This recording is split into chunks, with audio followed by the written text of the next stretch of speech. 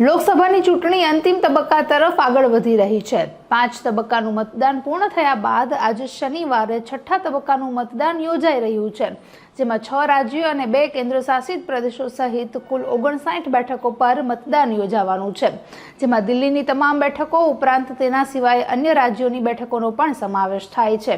આ વખતના ઉમેદવારોમાં પૂર્વ મંત્રીઓ અને અભિનેતાઓ સહિતના લોકો સામેલ છે, ત્યારે 889 જેટલા ઉમેદવારોનું ભાવિ ઈવીએમમાં આજે કેદ થવાનું છે।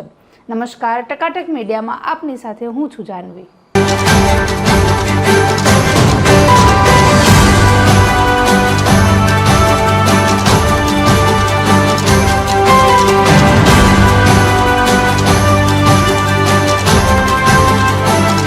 મતદાનમાં રાષ્ટ્રીય રાજધાની દિલ્હીની 7 બેઠકો ઉપરાંત હરિયાણાની 10 બેઠકો, ઉત્તર પ્રદેશની 14 બેઠકો, પશ્ચિમ બંગાળ અને બિહારની 8 બેઠકો, ઓડિશાની 6 બેઠકો, ઝારખંડની 4 બેઠકો અને જમ્મુ અને કાશ્મીરની 1 બેઠકનો સમાવેશ થાય છે, જેમાં અંદાજિત ટોટલ 58 બેઠકો છે। 6 રાજ્યો અને 2 કેન્દ્રશાસિત પ્રદેશોનો સમાવેશ થાય છે।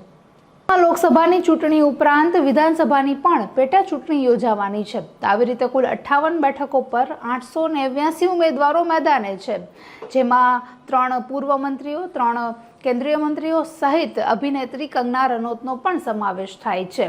કુલ 11.13 કરોડ મતદારો પોતાના મત અધિકારનો ઉપયોગ કરવાના છે, જેમાં 5.84 કરોડ પુરુષ મતદારો છે તો 5.29 કરોડ મહિલા મતદારો છે। ચૂંટણી પંચે સવારે 9 વાગ્યા સુધીના મતદાનના આંકડાઓ જાહેર કર્યા હતા, જેના જણાવ્યા પ્રમાણે સૌથી વધારે મતદાન પશ્ચિમ બંગાળમાં તો સૌથી ઓછું મતદાન ઓડિશામાં નોંધાયું છે। નોંધનીય છે કે ઓડિશામાં લોકસભાની સાથે સાથે વિધાનસભાની પણ ચૂંટણીઓ થઈ રહી છે।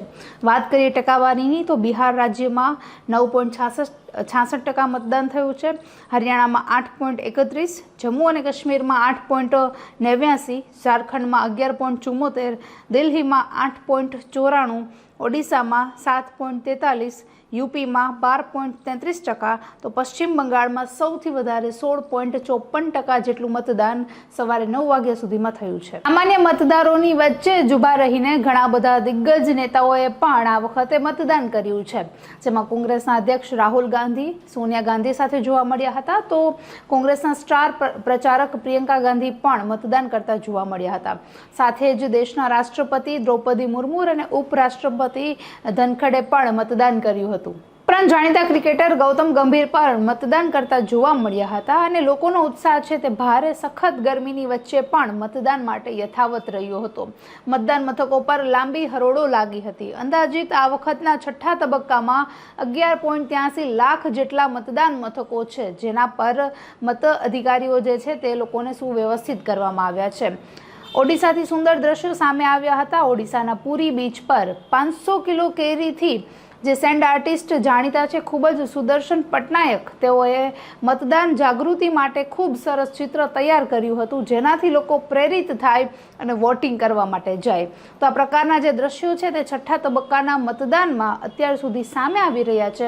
હાલાકે જે પ્રકારે મતદાન પહેલા કંઈ પણ આડાઅવળી વાતો થતી હોય તે પ્રમાણે પશ્ચિમ બંગાળમાં પણ ભારે 2 જૂથો વચ્ચે મારામારી અને હત્યાના દ્રશ્યો પણ સામે આવ્યા હતા। આશા કરીએ કે છઠ્ઠો મતદાનનો તબક્કો શાંતિથી પૂર્ણ થાય। નમસ્કાર।